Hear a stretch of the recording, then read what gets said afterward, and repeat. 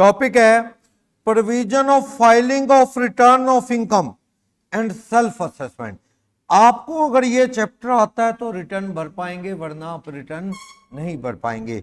Filing of income tax return,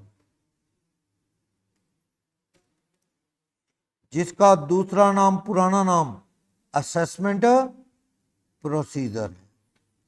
assessment procedure कि how your income will be assessed, कैसे आपकी income assess होगी, जिस पे टैक्स लगना है, कैसे बताना है आपने। यानी ये chapter income tax CA inter 1 important chapter में से है। प्रैक्टिकल लाइफ में बड़ा इंपॉर्टेंट है, इसके बिना रिटर्न भरनी नहीं आनी। क्लास 1 क्या कहता है? सबसे पहले रिटर्न भरना किसको जरूरी है? रिटर्न ऑफ इनकम का मीनिंग क्या है? डिपार्टमेंट को लिख के दे आना कि मेरी इनकम कितनी है। टैक्स बनता है तो ठीक, रिफंड बनता है तो रिफंड भी रिटर्न भर के मिलेगा। मान लो पीयूष कहता है जी मेरा टीडीएस कटा हुआ है, बड़ा टीडीएस कटा हुआ है मेरा, ठीक है, कहता जी मुझे रिफंड लेना है। सरकार कह देगी कि रिफंड लेना है तो क्या फाइल कर? इनकम टैक्स की रिटर्न। अब उसमें बता तेरी इनकम कितनी है, तेरा टैक्स 0 बनता है और तेरा टीडीएस कटा है तो क्या ले ले हमसे? लेकिन हिसाब किताब के बाद ना, ऐसे थोड़ी है कि सरकार के पास चला गया और तू ले लेगा। कल एक दोस्त का फोन आया, उसका टीडीएस कट गया था, प्रॉपर्टी बेची उसने 1%। आजकल एक 194 IA सेक्शन है,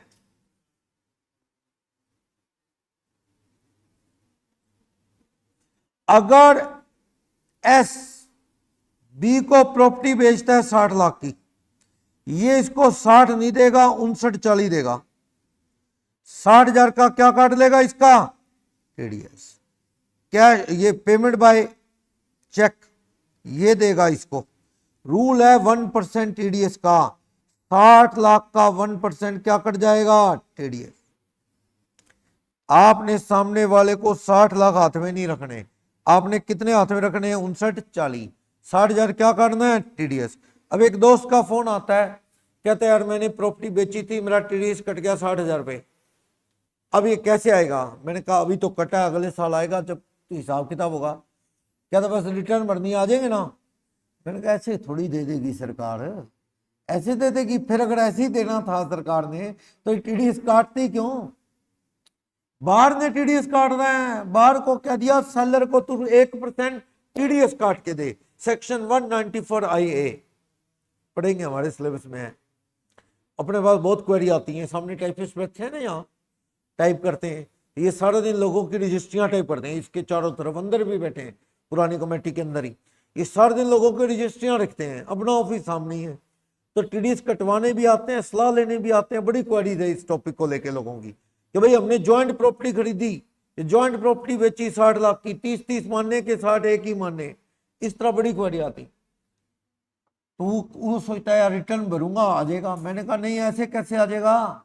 तूने दुकान कितने की खरीदी थी, या वो प्लॉट कितने का खरीदा, कितने का बेचा, कोस्ट को इंडेक्स कर, कैपिटल गेन आएगा, हो सकता है तेरे को और दे के आने पड़े। तू बात कर रहा है वापस लेने की, क्या तो अच्छा वो करना पड़ेगा तो करना ही पड़ेगा, ऐसे थोड़ी रिफंड आ देगा। तुझे सरकार कहेगी 60,000 रुपये तेरा टीडीएस कटा, इट मींस तूने प्रॉपर्टी बेची कितने में?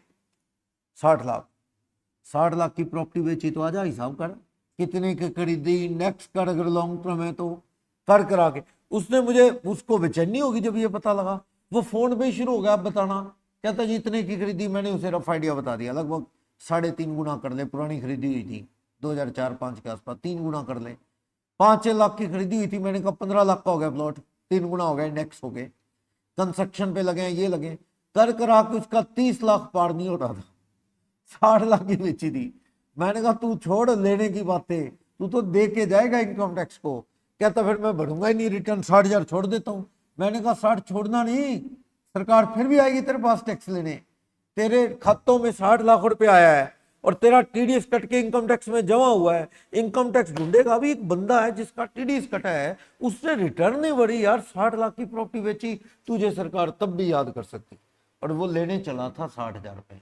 मेरे से बात करने के बाद उसको नींद नहीं आई होगी पक्का। क्यों? अब वो वापस लेने के चक्कर में अब उसे लग रहा है अभी देने हैं वहां दो।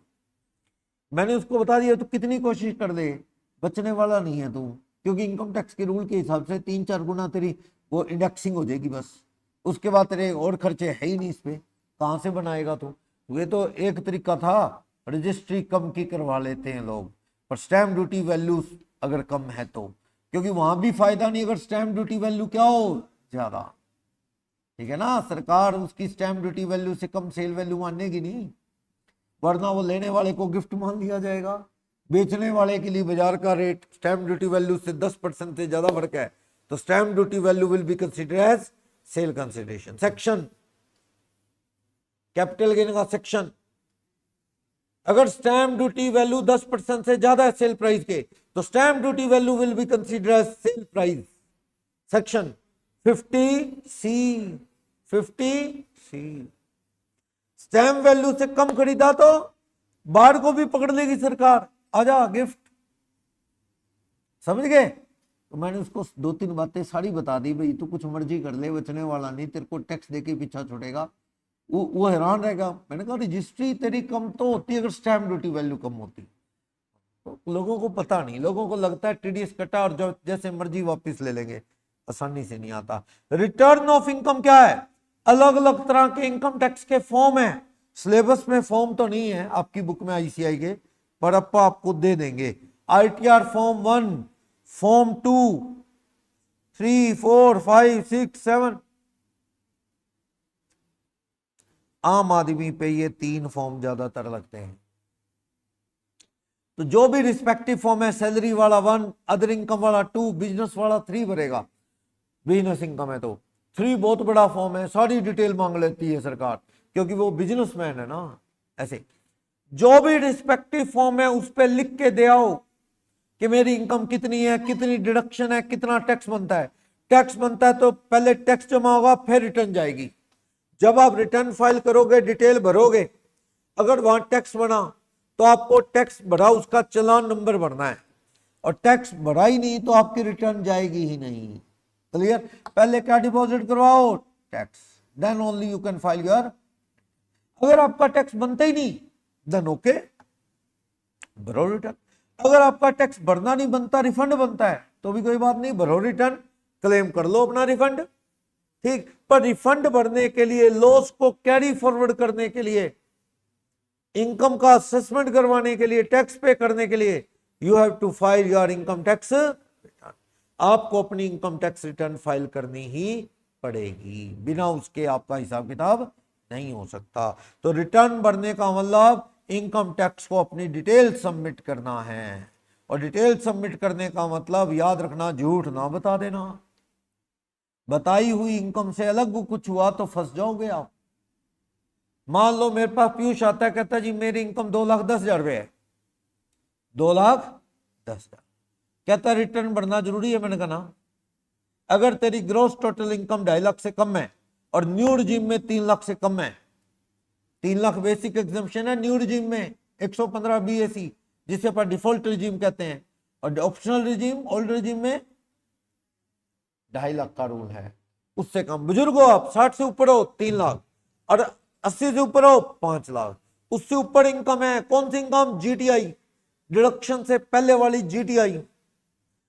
इससे ऊपर है तो it is mandated to file your income tax return.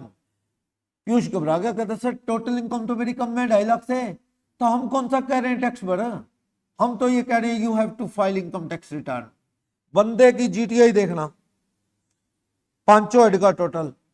एक आम आदमी है जिसकी उम्र है मान लो 25 साल, राम, 25 साल का राम, इसकी GTI है 320, इसको डिडक्शन मिल गई 80C to 80U, डिडक्शन मिल गई इसको मान लो 1 लाख। टोटल इनकम कितनी आ गई इसकी? टैक्स भी कितना बनेगा इसका? 0। राम को आपने कहा तुझे रिटर्न भरनी पड़ेगी, वो घबरा गया, कहता क्यों, मेरी इनकम तो 2.5 लाख से कम है। कोई बात नहीं, हम कौन सा कह रहे हैं टैक्स दे, हम तो कह रहे हैं आके मुलाकात तो कर ले, रिटर्न तो भर दे, जान पहचान हो जाएगी तेरी हमारी, फिर आगे मुलाकातों का सिलसिला बढ़ता रहेगा। एक बार इनकम टैक्स के चक्कर में पड़ गए ना तो इनकम टैक्स जब मन करेगा आपको याद करेगा। क्यों? क्योंकि आप लिख के दे रहे हो, हाँ लिख के, ये मेरी इनकम है। डिपार्टमेंट का अच्छा, तेरा बैंक में भी इंटरेस्ट आ रहा है, तूने बताया नहीं, पोस्ट ऑफिस में आ रहा है, तूने बताया नहीं, हाँ वो भी है, तो फिर बताया क्यों नहीं? समझ गए ना दिक्कत? इसलिए पीयूष बढ़िया रहेगा, रिटर्न ही ना भर, क्या करना भर के, भरो तो फिर क्या भरो, बिल्कुल सही। आजकल तो हालत ही होगी, आपको नहीं पता इनकम टैक्स को आपकी कमाई पता है, आपको नहीं पता, कई चीजें तो आपको याद ही नहीं, इनकम टैक्स याद दिला रहा है कि तेरी ये भी कमाई है भाई, भूल गया क्या? एक बंदे के रिटर्न भर रहे थे हम, आजकल ना 2 पोर्टल आते हैं, देखो, एक तो होता है 26S फॉर्म,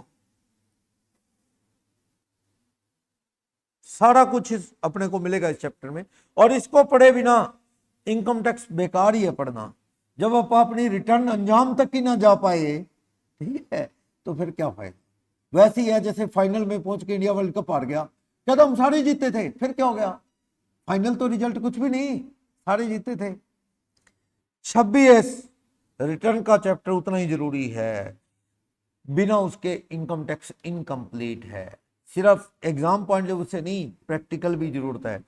26S फॉर्म क्या बताता है? ये तो आपकी टीडीएस की डिटेल देता है, आपका टीडीएस कितना कितना कटा है उसकी डिटेल कौन सा फॉर्म देता है? 26S। ये तो है पुराना फॉर्म। आप रिटर्न भरने से पहले क्या खोलो, अपना 26AS फॉर्म खोलो और खोल के आप बता दो कि मेरी इनकम क्या क्या है, देख लो टीडीएस कितना कितना कटा है, कटा भी है टीडीएस के नहीं, पता लग जाएगा। लेकिन आजकल इससे ज्यादा जो काम आ रही है चीज, वो आ रहा है AIS portal, annual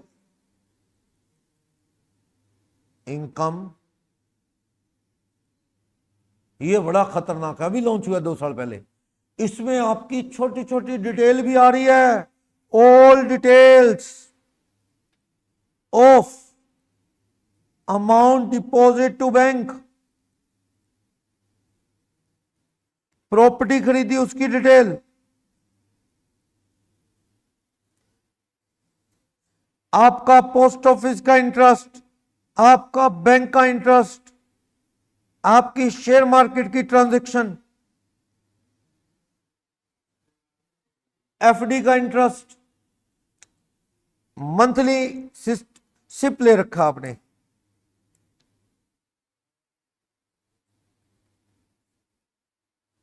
systematic investment plan, वो आपकी LIC की पेमेंट्स,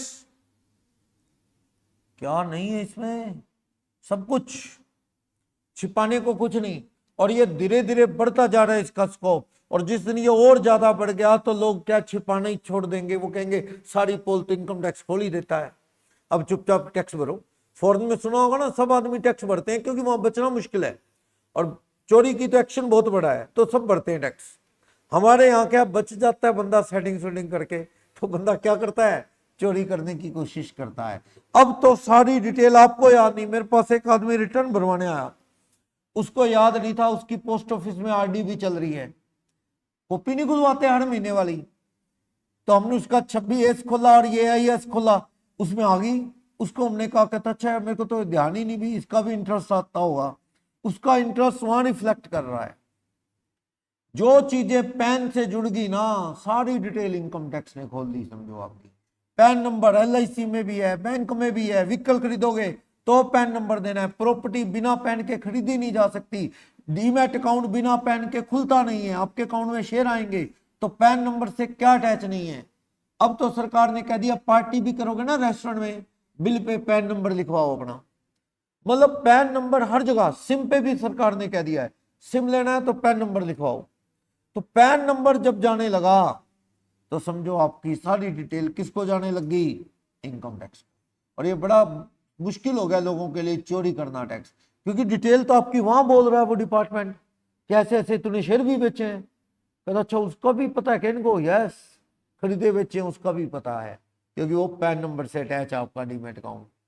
बहुत सी डिटेल इसमें आती है, तो इसलिए क्या है, बचना मुश्किल है, हिसाब किताब आपको देना ही पड़ेगा। क्लियर? और धीरे धीरे इसका स्कोप बढ़ता जा रहा है। वो मैंने आपको बताया था कि अगर ये सारी डिटेल शेयर होने लगी आगे आगे तो बड़ी दिक्कत हो जाएगी। एक बंदा फोन करता है पिज्जा स्टोर पे, पिज्जा चाहिए, वहां एक मैम फोन उठाती है, वो बताता है मेरा नाम ये है। वो लेडी कहती सर आपको हम पिज्जा नहीं दे सकते। क्यों? कहता आपको तो डायबिटीज है, आपको हार्ट प्रॉब्लम है, बीपी आपका बढ़ा रहता है, आप इतने दिन पहले हॉस्पिटलाइज हुए थे। इसको कहाँ पता लग गया? तो वो सारी इंफॉर्मेशन क्या है, आधार पैन से लिंक होगी तो सब कुछ पता लग गया समझो। हॉस्पिटल वाले आधार नहीं ले रहे क्या? आधार और पैन लिंक हो गए कि नहीं हो गए? आपस में हो गए। सरकार ने तो पेनल्टी लगा दी, अगर आधार पैन लिंक नहीं करोगे तो आपका पैन भी क्या कर देंगे हम, इनइफेक्टिव, बेकार हो जाएगा। तो आधार पैन कनेक्ट हो गए, आधार पैन जहां जाएगा आपका सारा डाटा ही क्या है, ओपन हो जाएगा। तो बड़ी दिक्कत है, ये हर जगह ही डाटा जा रहा है आपका। आप तो कोई ट्रांजैक्शन कर रहे हो आधार से लिंक होके हो रही है, आईडी सारी आधार के थ्रू, तो इसलिए बड़ा मुश्किल है। अब तो टैक्स भर के पीछा छुटेगा आने वाले टाइम में। ओके, कंपल्सरी रिटर्न, किनको रिटर्न भरना जरूरी है? सेक्शन सुना सुना लग रहा है ना, 139(1) पहले भी आया था सेट ऑफ में। कुछ केसेस में रिटर्न टाइम पे भरी होंगी तो आपका लॉस कैरी फॉरवर्ड होगा, वरना नहीं। 139(1). अब जब अपन डेट पढ़ते हैं ऑडिट के केस में, ऑडिट कब तक करवानी होती है सीए से? 30 सितंबर। और रिटर्न कब तक फाइल करनी होती है? 31 अक्टूबर। एक महीना रिटर्न भरने को मिलता है। और नो ऑडिट केस में रिटर्न भरने की लास्ट डेट क्या है? 31 जुलाई। ये सब कहां लिखा है? 139(1) सेक्शन, इसी में पढ़ रहे थे आप कहीं कहीं जगह। रिटर्न भरने की डेट तक कुछ खर्चे भर दो तो अलाउड, वरना खर्चे अलाउड नहीं होंगे। याद है 43B? 43B actual payment basis, बैंकों का ब्याज, एम्प्लॉय का बोनस, लीव सैलरी, एम्प्लॉयर का कंट्रीब्यूशन टू आरपीएफ। रिटर्न की डेट तक भरोगे अलाउड, वरना अगले साल भरोगे, अगले साल अलाउड। तो रिटर्न की डेट तो वहां भी काम आया था। तो वो डेट ऑफ रिटर्न क्या है? नॉर्मली विदाउट ऑडिट के केस में कौन सी? 31 जुलाई। और ऑडिट केस में 30 सितंबर। ऑडिट की डेट, एक महीना रिटर्न का 31 अक्टूबर। अब रिटर्न भरना किनको जरूरी है? अगर तो आप कंपनी हैं, क्या है, कंपनी या पार्टनरशिप फर्म है, आपको कंपलसरी है रिटर्न भरना। कंपलसरी टू फाइल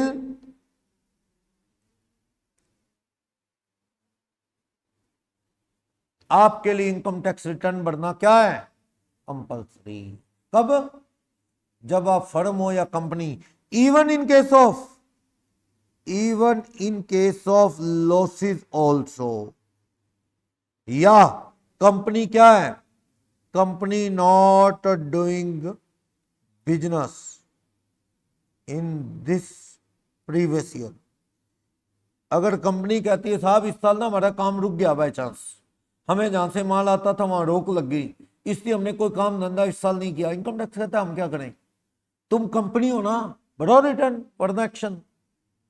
और कंपनी के लिए तो ऑडिट भी क्या है? कंपल्सरी। और फर्म के लिए नहीं, कंपनी के लिए, all company, for all company audit, tax audit क्या है? अगर टैक्स ऑडिट कंपल्सरी है तो कंपनी की आईटीआर की डेट क्या जाएगी? 31 अक्टूबर ऑफ असेसमेंट ईयर। समझ गए? क्योंकि कंपनी की ऑडिट क्या है? कंपल्सरी। कब तक बढ़ेगी? ऑडिट करवाएगी 30 सितंबर। और रिटर्न कब तक बढ़ेगी? 31 अक्टूबर। फर्म की नहीं कह रहा, फर्म के लिए रिटर्न भरना जरूरी है। ऑडिट के लिए वही क्राइटेरिया है, या तो 44AB कहते हैं 1 करोड़ से ज्यादा सेल हो, 5 करोड़ मान लेंगे अगर 95% से ज्यादा कैश नहीं आता या कैश नहीं जाता, मतलब 5% से तक कैश हो सकती है ट्रांजैक्शन, तो टर्नओवर ज्यादा भी। 44 जो एडी है वो कहता है 2 करोड़ तक तुम 44AD ऑप्ट कर सकते हो, और 5% से ज्यादा रिसीट एंड पेमेंट नहीं तो 3 करोड़ तक भी 44AD ऑप्ट कर सकते हो। उससे कम है 44AD ऑप्ट कर दिया आपने, पर आप कह रहे हो जी 8 या 6% से कम प्रॉफिट है। कैश सेल में 6%, कैश सेल में 8% ऑफ सेल, और बैंकिंग सिस्टम के थ्रू सेल का 6%। क्या होना चाहिए तेरा प्रॉफिट? उससे कम बोला तो बुक बना और ऑडिट करा, और ऑडिट करवानी पड़ गई तो फिर लास्ट डेट क्या हो जाएगी? 30 सितंबर और 31 अक्टूबर रिटर्न की। कंपनी को हमेशा ऑडिट करानी है, irrespective of the amount of profit और सेल। रिटर्न भरनी जरूरी है जब ऑडिट करानी कंपलसरी होगी। फर्म को रिटर्न भरनी जरूरी है हमेशा, लॉस हो तब भी, पर ऑडिट जरूरी के लिए तो वो सेक्शन देखना पड़ेगा 44AD AB क्या लग रहा है आप पे, उस पर डिपेंड करता है। ठीक, रिटर्न भरना जरूरी है ड्यू डेट से पहले। ये देखो, कंपनी और फर्म को तो रिटर्न भरना क्या हर हाल में जरूरी, चाहे इनकम कितनी कम क्यों ना हो। क्लियर? इसको छोड़ दो, कंपनी फर्म को छोड़ दो, बाकी सब एसएससी के लिए मैंने एक ही रूल बता दिया। क्या? HUF, इंडिविजुअल, ये सब एओपी वगैरह, इनके लिए क्या रूल है? अगर बेसिक एग्जम्पशन लिमिट से ज्यादा जीटीआई है, जीटीआई से मेरा मतलब ये बुक्स लिखती हैं टीआई, टोटल इनकम, बट क्या लिखती हैं ये? Total income before deducting deduction under section 80C2U। तो कहां पहुंच गया? जीटीआई पे पहुंच गया। और जीटीआई का मीनिंग भी सुनो, जीटीआई का मीनिंग डिडक्शन तो कटी नहीं, बिफोर, जीटीआई बिफोर क्लेमिंग।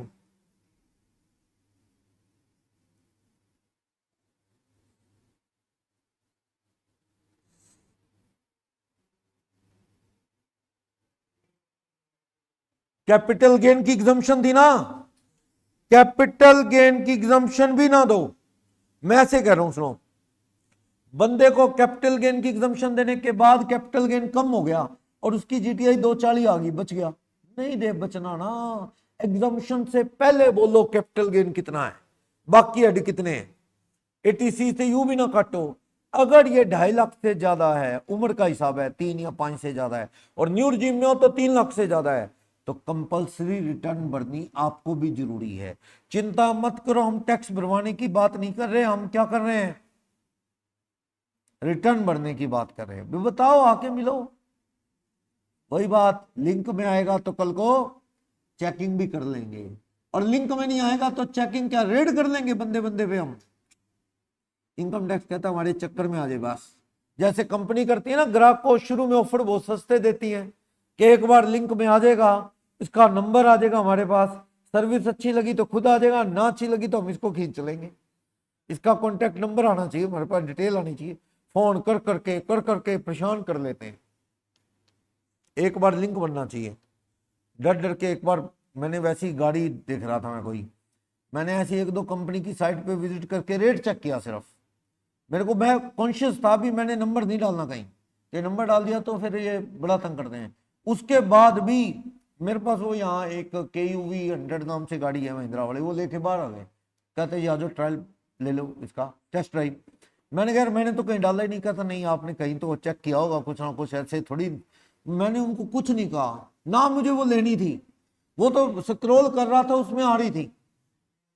उसके बाद भी क्या है, उनको मैसेज चला गया और अपना गाड़ी लेके आ गए। मैं गया ही नहीं टेस्ट ड्राइव, मैंने कहा लेनी नहीं, अपन ड्राइव वो करें जो लेनी हो, जो लेनी नहीं चीज अपन ऐसे ही लेके घूमते रहे, तुम्हारा पेट्रोल डीजल ऐसे ही कंज्यूम होगा और हमारा टाइम बर्बाद होगा। तो ऐसा सिस्टम है। और सोचो आप, अगर आपने खुद अपना डाटा भराओ इंक्वायरी करने के लिए तो क्या होगा वो। अब तो ज्वेलर भी फोन करता है घर में, या कपड़े वाले, सर आपके घर में शादी है, कपड़ा कुपड़ा ले लो। आप भी परेशान भी, इनको कहां से ये डाटा? आजकल मार्केट में प्रोफेशनल बैठे हैं जो डाटा कलेक्ट करके देते हैं। आपने फेसबुक पे डाल दिया, वो डाटा इकट्ठा करने वाले डाटा ज्वेलर को, कपड़े वालों को, पैलेस वालों को भेज देंगे भी जिनके घर में शादी है, फेसबुक इंस्टा पे डाला है इन्होंने, डाटा कलेक्ट होता है। इनकम टैक्स भी डाटा कलेक्ट कर रहा है। आप फेसबुक, इंस्टा पे और ट्विटर पे और उस पर जो भी मैसेज डाल रहे हैं, याद रखो इनकम टैक्स उनको फॉलो कर रहा है, उनकी नॉलेज में भी आ रहा है। आप फॉरेन घूमने जा रहे हो, यूरोप जा रहे हो, वह यूरोप तो वही जाएगा जिसके पास फालतू पैसा है। बुलाओ इनको, इनकम टैक्स की रिटर्न भरते नहीं, यानी इनकम 2.5 लाख से कम वाले लोग यूरोप घूमने गए हैं, बुलाओ। ऐसे रईस गरीब कौन से हैं, ऐसे बुला लेते हैं इनकम टैक्स डाटा। चलो, बहुत बड़ा बिजनेस है डाटा कलेक्ट करने का, बहुत बड़ा। चलो, तो रिटर्न भरनी किनको जरूरी है, समझ आ गया। लॉस है तो भी भरो, ठीक है।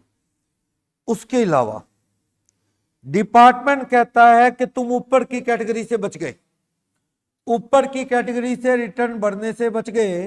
फोर्थ प्रोविजो सेक्शन 139(1) का जो कहता है, क्या भाई तुम्हारे पास फॉरेन में कोई प्रॉपर्टी है क्या?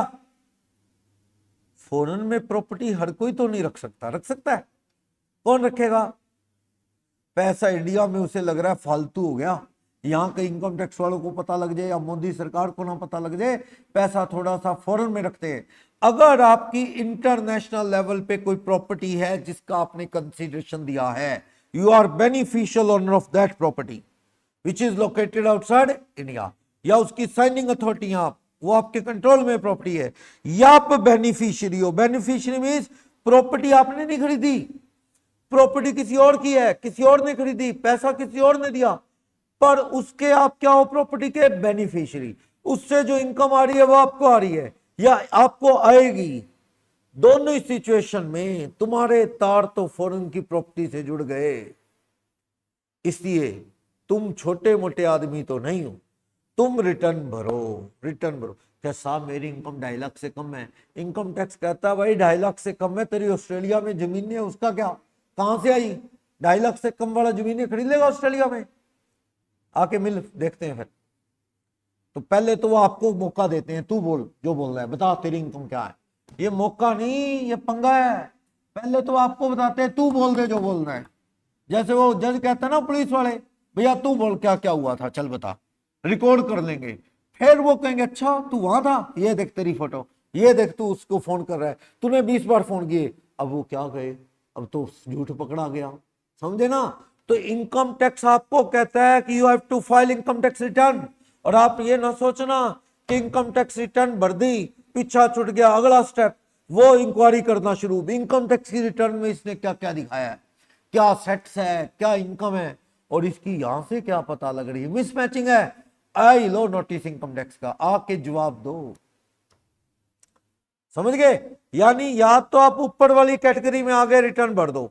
ऊपर वाली कैटेगरी 2.5 लाख 3 लाख वाली या 3 लाख वाली से बच गए, फर्म कंपनी होनी, एक इंडिविजुअल मान लो, पर क्या आपका फॉरेन में बेनिफिशियल ओनर हो फॉरेन की प्रॉपर्टी का, साइनिंग अथॉरिटी हो, आपके कंट्रोल में कोई प्रॉपर्टी है, या आपकी प्रॉपर्टी तो नहीं है आपके नाम, लेकिन आप क्या बेनिफिशियरी हो, उसकी इनकम डायरेक्ट इनडायरेक्ट अभी या फ्यूचर में आपके बेनिफिट में आएगी, तो आपको रिटर्न भरना जरूरी है।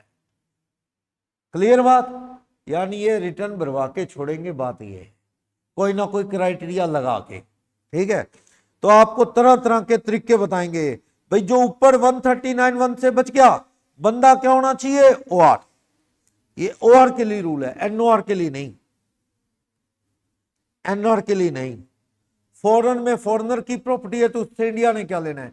इंडिया ने लेना भैया तू रहता हमारे देश में और प्रॉपर्टी फॉरेन में, तो तेरे को रिटर्न भरनी पड़ेगी।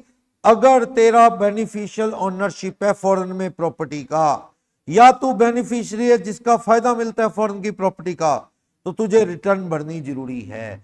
कौन होता है बेनिफिशियल ओनर? बता चुका हूं, एक ऐसा इंडिविजुअल जिसने डायरेक्टली इनडायरेक्टली पैसा देके फॉरेन में प्रॉपर्टी ली है, या दे दिया पैसा या उधार खरीदी है, फ्यूचर में देगा, पर कंसीडरेशन दे रहा है या दे देगा। आप क्या हो? ऑनर।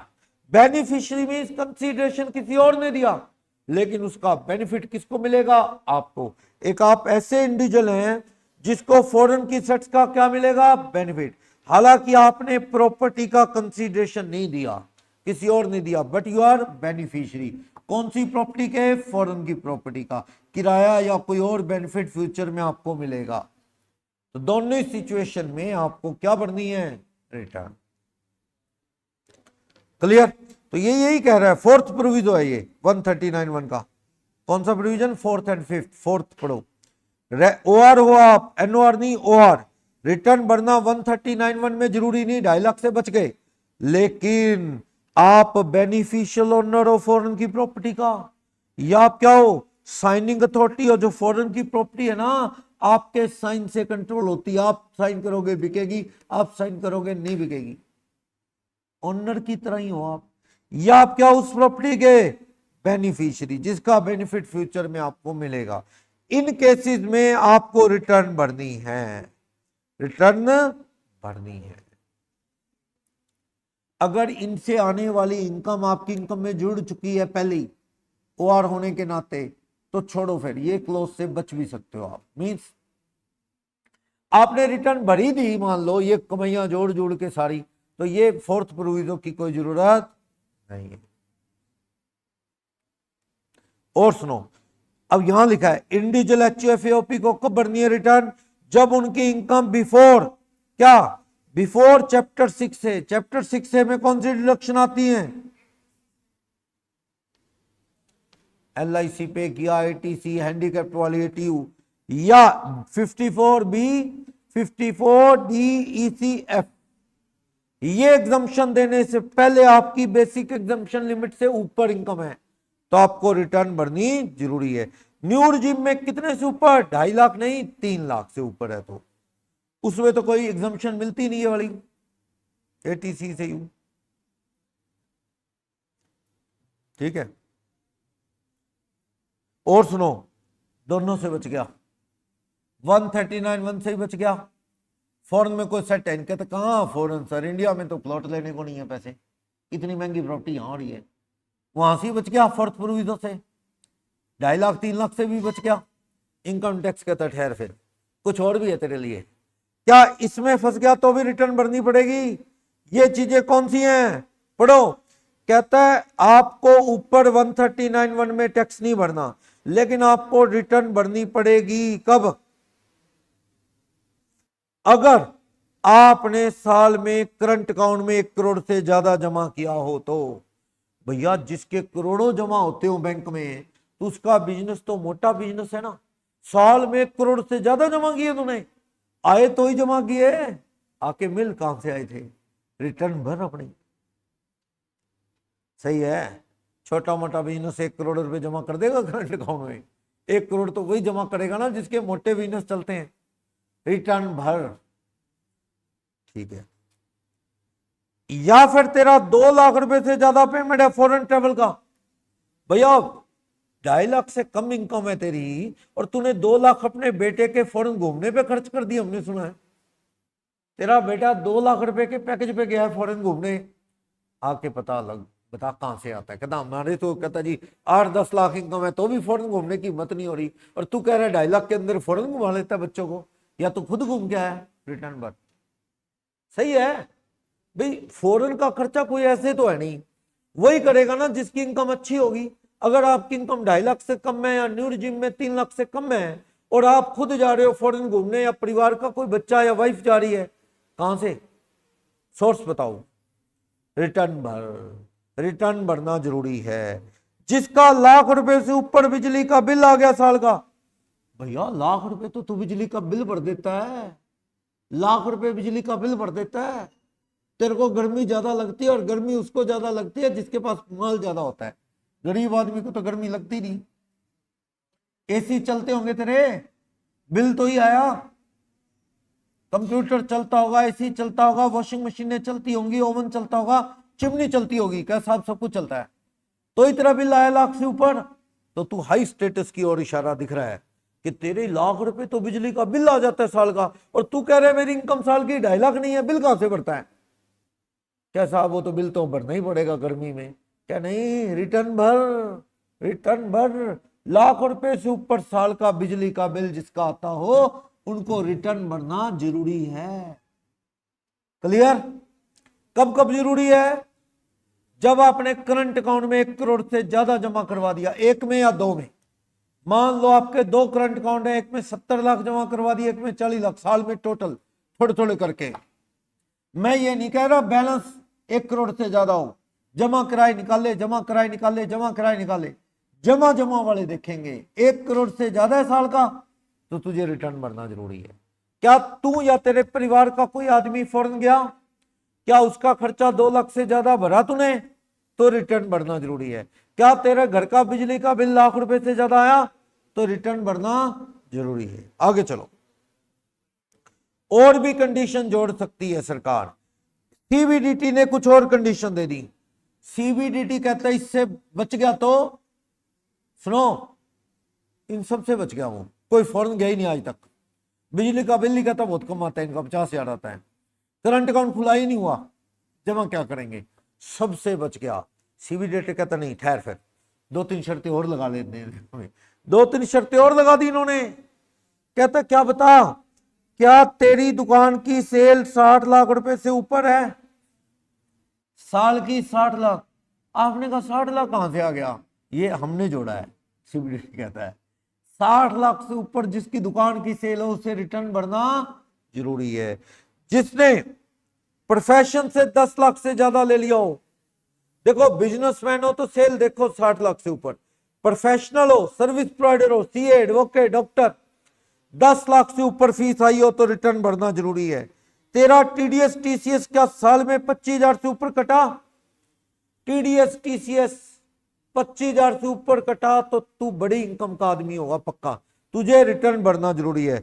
हां अगर तुम 60 साल से ज्यादा हो, टीडीएस टीसीएस 50,000 से ऊपर कटेगा तो रिटर्न भरना जरूरी है, वरना नहीं।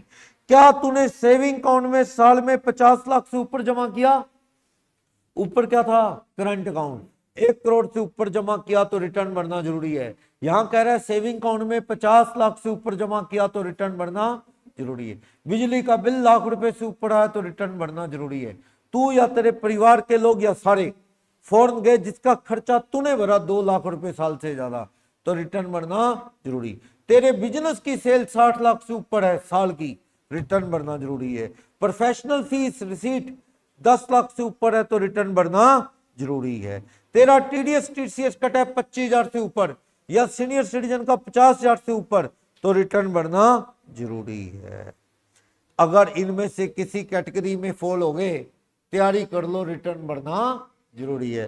प्रेस्क्राइब्ड फॉर्मेट में रिटर्न जाएगी, फॉर्म नंबर 1 to 7 बने हुए हैं उसके अंदर रिटर्न जाएगी। ड्यू डेट का मीनिंग समझा रहा है, बता चुका हूं। 31 अक्टूबर कब है, कंपनी हरे, क्योंकि ऑडिट क्या है कंपलसरी, कंपनी को छोड़ दो, फर्म एचयूएफ इंडिविजुअल अगर ऑडिट होती है 44AB में या वो 8% 6% से कम रह गया तो रिटर्न भरने की लास्ट डेट 31 अक्टूबर हो जाएगी, ठीक है ना। सी ऑडिट के केस में ऑडिट हो रही है, देखो ऑडिट हो रही है, accounts are required to be audited, तो आपको रिटर्न भरने की 31 अक्टूबर बनेगी। और सुनो, पहले भी बताया था, अगर पार्टनरशिप की ऑडिट हो रही है और आप उस पार्टनरशिप के क्या हैं वर्किंग पार्टनर, तो आपकी भी रिटर्न भरने की लास्ट डेट क्या हो जाएगी 31 अक्टूबर, क्योंकि जब तक फर्म की ऑडिट नहीं होगी आप रिटर्न नहीं भर सकते, क्योंकि फर्म का बुक प्रॉफिट बदल गया तो आपका रेम्यूनरेशन भी बदल जाएगा। तो आपको लास्ट डेट क्या दे दी जाएगी 31 अक्टूबर। 30 नवंबर आम आदमी के लिए नहीं है, इंटरनेशनल ट्रांजैक्शन जो लोग करते हैं उनके लिए, इंटरनेशनल ट्रांजैक्शन ज्यादा करते हैं उनके लिए, सिलेबस में है नहीं इंटरनेशनल ट्रांजैक्शन, नीचे नोट है, नोट भी होगा कहीं ना कहीं, ये रहा, ये देखो 92E स्कोप ऑफ इंटरमीडिएट में कवर नहीं है, ये जो 92E ये सीए इंटर से रिलेटेड नहीं है, बस हाँ जो लोग इंटरनेशनल ट्रांजैक्शन करते हैं ना उनके लिए लास्ट डेट रिटर्न भरने की क्या दे दी जाती है 30 नवंबर। आम आदमी जिसकी ना ऑडिट होती ना वो इंटरनेशनल ट्रांजैक्शन करता उसके लिए लास्ट डेट क्या है 31 जुलाई। एक क्वेश्चन पढ़ना, पारस की उम्र 55 साल, पारस क्या इंडिया में रेजिडेंट, उम्र क्या है 55 ईयर, 23-24 में 2,88,000 नॉन रेजिडेंट एक्सटर्नल अकाउंट का इंटरेस्ट आया। सुना है नॉन रेजिडेंट एक्सटर्नल अकाउंट, कहां सुना है, 2 बार सुना है।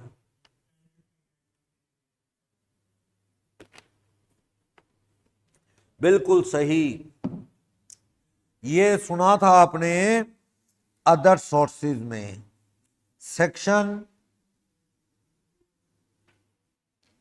जहां पोस्ट ऑफिस का 3500 रुपये इंटरेस्ट माफ है, वहीं था ये।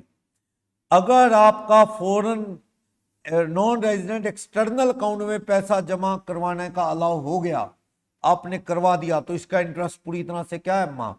लेकिन ना इसकी कुछ शर्तें हैं, हर आदमी इस अकाउंट में पैसे नहीं डाल सकता। जो लोग फॉरेन आते जाते हैं उनको पता क्या है, फॉरेन से पैसा आना भी है, फॉरेन पैसा भेजना भी है, वो कंडीशन के साथ खुलता है। मुझे उस कंडीशन में नहीं जाना। अगर आप एलिजिबल हो, नॉन रेजिडेंट एक्सटर्नल अकाउंट खुल सकता है, खुल गया, आपने पैसे डाल दिए उसमें, इस पे लगने वाला इंटरेस्ट पूरी तरह से क्या है, माफ। आगे चलो, 30,000 रुपये इंटरेस्ट आया बैंक की एफडी से, टैक्सेबल है 30,000, हाँ, जो आपके सेविंग अकाउंट में जमा हो गया है। 3,000 रुपये इंटरेस्ट आया आपको सेविंग अकाउंट पे, तो कितनी इनकम होगी, नॉन रेजिडेंट एक्सटर्नल वाली, तो क्या होगी,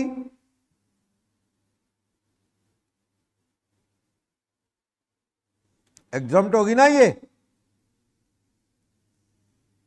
इंटरेस्ट ऑन बैंक एफडी कितना आ गया, 30। इंटरेस्ट ऑन सेविंग अकाउंट कितना आ गया, 3। जीटीआई कितनी आ जाएगी, ओल्ड रिजीम करोगे तो क्या, 80 टीटीए। कितनी, बंदे की उम्र देखना, 55 साल रेजिडेंट है, तो ये सीनियर सिटीजन के लिए होती है वो तो, टीटीबी इंटरेस्ट एफडी पे भी। तो टीआई कितनी होगी, अगर ये कौन सा रिजीम है, ऑप्शनल। अगर ये न्यू रिजीम में बात करूं तो ये कितनी आएगी, 33, क्योंकि टीटीए नहीं मिलती न्यू रिजीम में। न्यू रिजीम में तो 3 ही मिलती हैं, ATCCD2, ATCCH2 और ATJJA, बस। तो उसमें आंसर क्या आएगा, 33, इसमें आंसर क्या है, 30। दोनों हाल में इनकम टैक्सेबल नहीं है, 2.5 लाख माफ है। जीटीआई भी क्या है, वही 2.5 लाख, या न्यू रिजीम में 3 लाख से कम। तो उस हिसाब से आपकी रिटर्न भरना किसी भी एंगल से नहीं बनता, आप सभी एंगल से बच गए हो, क्योंकि आपकी इनकम 33 है न्यू रिजीम में, ओल्ड रिजीम में बात करोगे तो कितनी आ जाएगी, 30। तो जीटीआई भी कम है, 33, तो आपको रिटर्न भरना नहीं बनता। नॉन रेजिडेंट एक्सटर्नल अकाउंट का माफ है ब्याज, पर ये हर एक का अकाउंट नहीं खुलता, आरबीआई की परमिशन से खुलता है। क्लियर, बोलो। तो ये रिटर्न भरने के रूल। लॉस की रिटर्न पढ़ेंगे अपना 139(3). हाउस प्रॉपर्टी और डेप्रिसिएशन 2 चीजें ऐसी हैं जिसकी रिटर्न ना भी भरो तो लॉस क्या हो जाएगा, कैरी फॉरवर्ड। हाउस प्रॉपर्टी की रिटर्न लॉस फिर भी कैरी फॉरवर्ड, डेप्रिसिएशन। पर बाकी लॉस, स्पेकुलेशन का लॉस, बिजनेस का लॉस, स्पेसिफाइड बिजनेस का लॉस कैरी फॉरवर्ड होगा अगर रिटर्न टाइम से बढ़ी और ऑप्शनल रिजीम में हो, न्यू में तो होता ही नहीं, ठीक। और कैपिटल लॉस, हॉर्स एक्टिविटी का लॉस कब फॉरवर्ड हो, कैरी फॉरवर्ड होगा, if you have filed your income tax return within due date, 31 जुलाई या 31 अक्टूबर, व्हाटएवर द केस, उसके अकॉर्डिंग भरी है तो कैरी फॉरवर्ड होगा, वरना भूल जाओ। हाँ, पुराने लॉस चले आ रहे, पिछले साल भी लॉस था, पिछले साल की रिटर्न टाइम से भरी थी, वो लॉस 8 साल आगे कैरी फॉरवर्ड होगा। हाँ, इस साल की रिटर्न टाइम पे नहीं भरी, इस साल का लॉस कैरी फॉरवर्ड नहीं होगा, पिछला तो जो चल रहा है वो आगे चलेगा, जिसकी रिटर्न टाइम से भरी थी। ठीक, ये सारे लॉस बता रहा है, बिजनेस, सट्टे का, स्पेसिफाइड वाला, कैपिटल लॉस, हॉर्स एक्टिविटी बता रहा। तो रिटर्न भरना, लॉस को कैरी फॉरवर्ड करना है तो। हाँ, हाउस प्रॉपर्टी और डेप्रिसिएशन कैरी फॉरवर्ड नहीं होगा, ठीक। और लॉस की रिटर्न भरना तेरे फायदे की बात है भाई। ऑफिसर याद कर, ये ईशान कह रहा है ऑफिसर ने मुझे कहा ही नहीं रिटर्न भर, ऑफिसर नहीं कह रहा, खुद से सोचो, रिटर्न भरनी जरूरी है तो भर लो, कल को नुकसान होते हैं रिटर्न ना भरने के, ठीक। सेक्शन 139(3) खत्म, 139(1) खत्म। 3 तो वही लॉस की रिटर्न फाइल करने की बातें करता है, लिख के दे आओ मेरा लॉस है। आजकल तो मैनुअल जाती नहीं, कैसे जाती है, electronic, online. Belated return section 139(4), 31 जुलाई या 31 अक्टूबर निकल गई तो 31 दिसंबर तक भर ले भैया, उसके बाद छुट्टी। रिटर्न कब तक भरी जा सकती है, 3 months before belated return. Late हो गए 3 months before, up to 3 months before the end of assessment year। हाँ जी, असेसमेंट ईयर 24-25 है, यानी प्रीवियस ईयर 23-24 है। इसकी रिटर्न कब तक भरनी थी? 31 जुलाई 24, ऑडिट केस में 31 अक्टूबर 24, ऑडिट केस में। हाँ, निकल गई। मान लो नो ऑडिट केस है, नो ऑडिट केस, तो आप कब तक बढ़ सकते हो? Up to belated.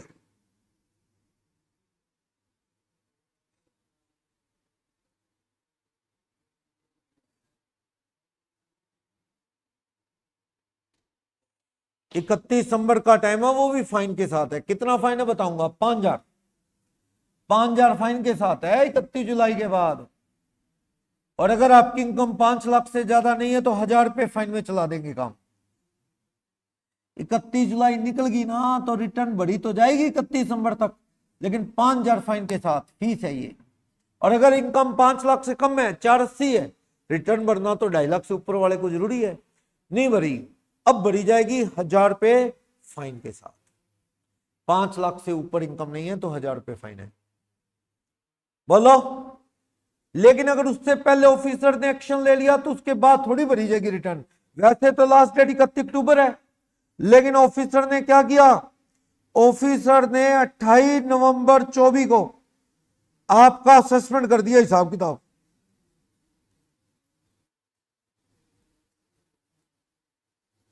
आपने रिटर्न नहीं भरी, ऑफिसर ने अपने हिसाब से आपकी चेकिंग कर ली, कोई रेड मार दी, कोई असेसमेंट कर दिया, तो बस लास्ट डेट रिटर्न भरने की लास्ट डेट यही है बस। इसके बाद अब आप रिटर्न नहीं भर पाओगे जब ऑफिसर का एक्शन ही हो गया आप पे। क्लियर? यानी रिटर्न भरी जा सकती है लेट, हाँ, कब तक? 31 दिसंबर ऑफ असेसमेंट ईयर और assessment bye officer, which ever is earlier. बोलो। रिटर्न भरी लेकिन गलत होगी तो you can file revise return, भरी जा सकती है रिवाइज रिटर्न, उसमें गलती होगी। पर रिवाइज रिटर्न भरने का टाइम भी वही है, बिलेटेड वाला 139(4) वाला, 139(5) में रिवाइज रिटर्न का टाइम वही है, 31 दिसंबर या assessment bye officer which ever is earlier, वही सेम रूल। पढ़ लोगे? करते हैं आप, इसको नोट्स भी देंगे इसको।